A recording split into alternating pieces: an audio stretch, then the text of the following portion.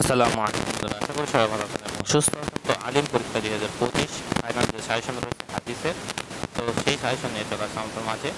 তো এখানে গুরুত্বপূর্ণ হাদিস নাম্বার সহ যেগুলো রয়েছে সুব্রতুল কিতাবে, তো এখানে আপনি দেখতে পাচ্ছেন যে হাদিসের 2, 4, 6, 12, 44, 46, 49, 50 এবং 132, 33, 135, এরপরে আপনার 190 থেকে 192 পর্যন্ত, এরপরে 190 থেকে 195 পর্যন্ত, এরপরে 239, এরপরে 257, 261, 307, 308, 312, 415, এরপরে এখানে আপনার 450, 483, 518 এবং 519, 522, এরপরে এখানে 523 এবং 526, 527, 641, 642, 1276, 77, এরপরে 1322।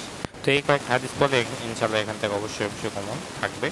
এবং উসুলে হাদিস এখানে 5টি প্রশ্ন দেওয়া রয়েছে।